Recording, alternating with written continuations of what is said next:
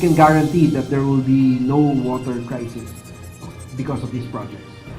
Kontento ang Metropolitan Water Works and Sewerage System o MWSS Regulatory Office sa mga proyektong ginawa ng mga konsesyonaryo ngayong taon.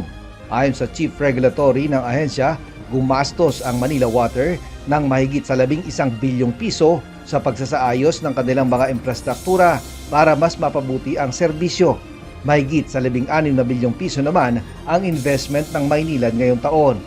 Ayon sa MWSS Regulatory Office, pinayagan na rin nila ang dagdag na singil sa tubig ngayong taon dahil na rin sa mga infrastruktura na pinagawa ng dalawang konsesyonaryo. Ito ay dahil sa tariff adjustment bunsod naman ng inflation. Para sa Maynilad customers, nasa 7.87 pesos ang average increase sa kada cubic meter na konsumo.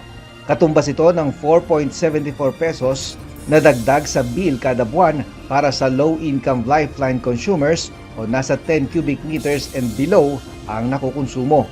26.61 pesos naman sa regular lifeline customers habang 100.67 pesos sa mga kumukonsumo ng 20 cubic meters habang 205.87 sa mga kumukonsumo ng 30 cubic meters.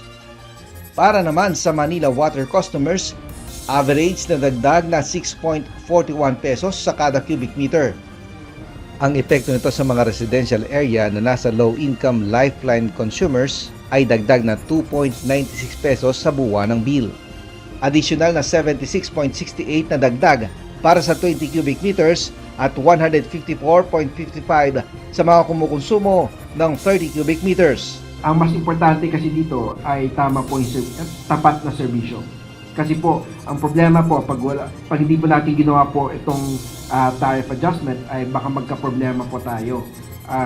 Hindi po ma-provide ang tamang serbisyo sa ating mga consumers. At mas mahirap po ang epekto nito sa ating mga consumers. Mag-uumpisa ang dagdag singil sa 2024. Payo ng MWSS sa mga maliliit lang sweldo at hindi higit sa 10 cubic meters ang konsumo ay maaari namang mag-apply bilang mga lifeline customer. Sa ganitong paraan ay mas mababa ang magiging rate na kanilang babayaran. Ray Pelayo, UNTV News and Rescue, Diyos ang aming sandigan, serbisyo publiko ang aming pinahahalagahan.